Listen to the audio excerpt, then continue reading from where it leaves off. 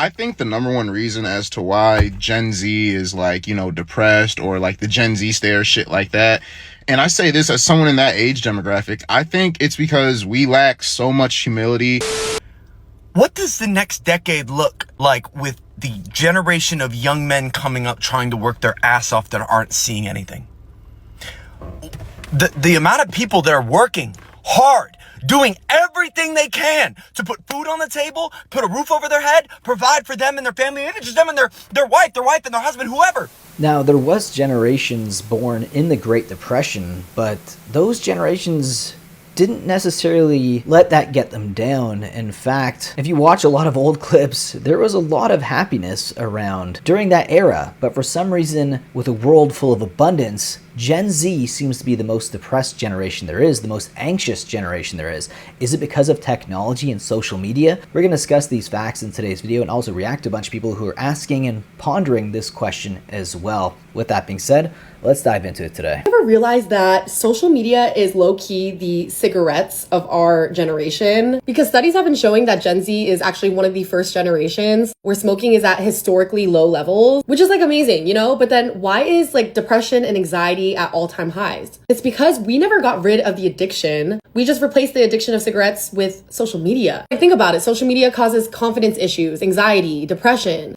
fries our attention span. The scariest part to me is that with cigarettes, the consequences of it is like super obvious in their health. Like, smoking is harming you versus social media where it's like almost invisible. You wake up, you check your phone and immediately you're scrolling, letting strangers into your day, letting it decide your mood for the day. I don't know. I'm just like so passionate about this because no other generation has ever had to deal with this level of constant access, comparison, perfectionism. Like, no wonder why we are the most depressed generation. So lately, I've just been trying to be more aware of how I spend my time on social media. I like how she referenced that the generation didn't necessarily get rid of vices like smoking and cigarettes, while a lot of them do that a lot less than other generations like millennials and Gen X. They just kind of replaced it with a new addiction, which is social media, which could be leading them to being very depressed.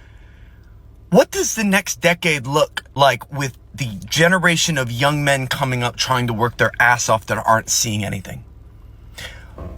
The amount of people that are working hard, doing everything they can to put food on the table, put a roof over their head, provide for them and their family, even just them and their wife and their husband, whoever, is now in a world where if they work harder, they're not making enough money. And when they're not making enough money, they're being told it's because they're not working hard enough. They were able to do it. Grandma was able to do it. Uncle was able to do it. Sister-in-law was able to do it. Why can't you do it? Huh? You must not be working hard enough. You must not be doing it right. You need to stop being lazy. Pick yourself up by the bootstraps. What's the mental health of this country going to look like in the next decade if this continues? We already have the highest level of mental health, lowest levels of mental health amongst the Gen Z and young millennials that I believe historically has ever been registered. I don't know how long we've been studying that, but it's not good. Since COVID, it's not good.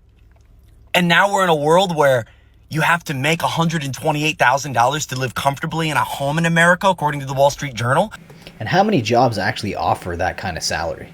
There's not much. So that's just an overwhelming amount of stress and anxiety that Gen Zs and even younger millennials have to face. Where you have to make over $100,000 just to get to the point, honestly, if you're in a relationship with a home to cover your bills. Not thriving, not saving, not investing, not growing, not gaining assets, not facilitating a lifestyle that you're going to be proud of in the land of opportunity with your hard workedness. No, you'd be getting by. And I'm just going to be very real with you. As a real estate agent who was doing this for 8 years now, I served in the military. I went overseas. I fought in Afghanistan. I did the thing for this country. I'm sick. I'm sick of what this country is doing right now. Continuing to gaslight this next generation into thinking the opportunity is still there. I'm going to go ahead and tell you right now, the land of opportunity is not opportune right now. If you are looking in the mirror at yourself wondering what you're doing wrong, let me look into your camera and tell you you're not. Let me tell you, there are so many millions of young, hardworking men and women in our country right now that are not reaping the benefits that the past generations reaped. You are not dumb.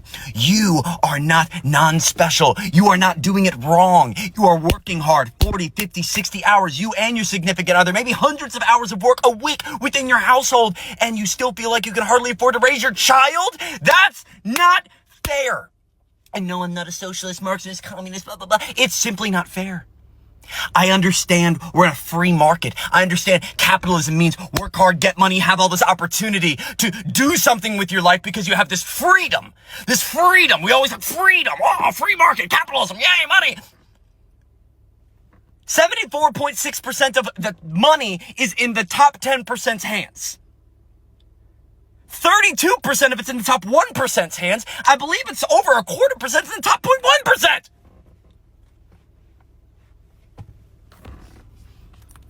I just don't see what the next decade looks like if this continues. If nothing systemically shifts.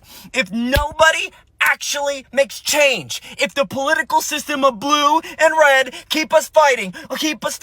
Oh my gosh, that person's right. No, that person's right. No, you're a racist. No, you're a liberalist. No. And then they give you all your sports teams. And they give you your Netflix subscription. And they give you all of these things that keep us entertained. And all these,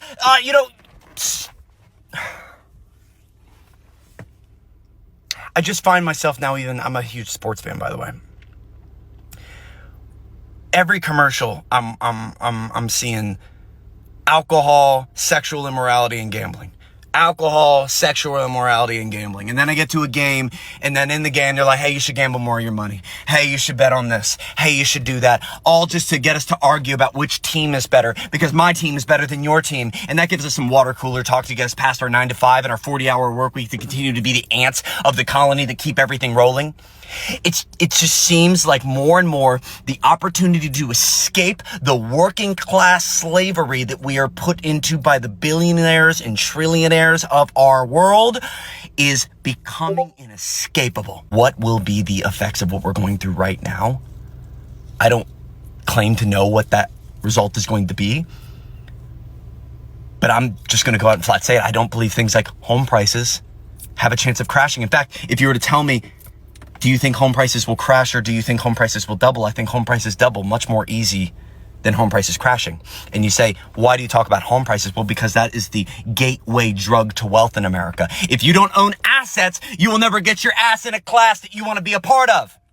You will never escape being broke. Guess what the net worth difference between homeowners and non-homeowners is in America?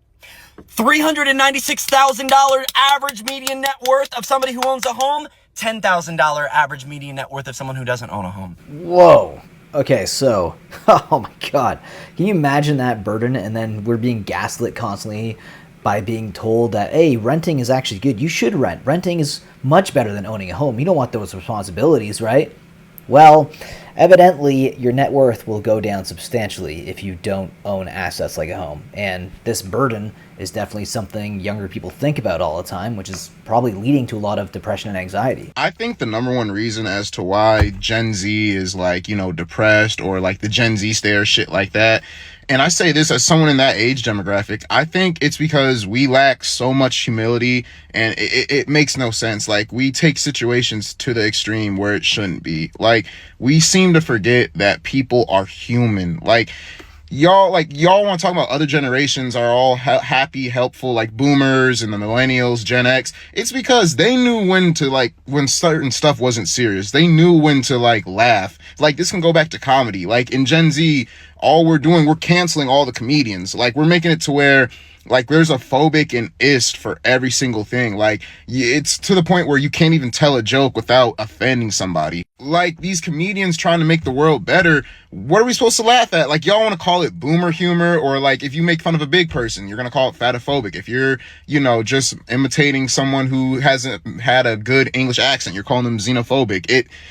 Y'all just want to be sad and just want nothing to laugh at. It's y'all need to understand the world is not going to be perfect, and it's not going to be revolved around you 25/8. And I understand the economy's bad. I understand the dating world is bad right now. Well, I got a truth for you. It's always been like that. The only difference is social media is just exposing more of it.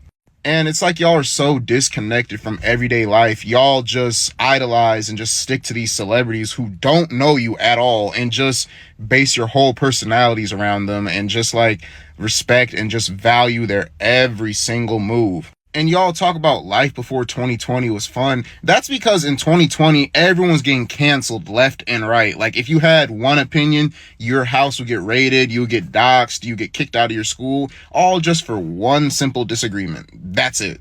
And I say this, high school before 2020, it was fun. Like, everyone was just having a good time. We didn't give a fuck who voted for who said what. We were just living in the moment. Same with the early 2000s when I was a kid. And a lot of y'all think y'all are life gurus and know what life is like. You're only 19 years old. What are you talking about? You haven't even lived life yet. I'm 23 and I still don't know anything. And I'm saying this as someone who goes through a lot. Like, I've gone through my fair share of problems. I've gone through my fair share of struggles and all that kind of shit. But sometimes you just gotta realize, like, when to laugh at yourself. Like, oh, I didn't get employed, but they picked someone else. Okay, that's a funny laugh. Apply to like 40 different jobs, you know? Or like, I didn't get the date with the girl I wanted to. Okay, on to the next. It's a numbers game. I'm not gonna sit up here and say all women are this, that, or the other. I'm not gonna say as a man I hate getting rejected. None of that shit. No. It's not that hard, just to have some humility. And I think a lot of these issues stem from social media, even just the awareness people have now of how much they're getting screwed by the wealthy elite can lead to anxiety and depression. The fact that if you are easily offended, you have examples and things you can be offended by constantly on social media. All of this is just making everyone reach a boiling point, and young people now are more depressed than ever before. Leave your thoughts about this video down below in the comment section, guys, and I'll see you in the next one. Take care.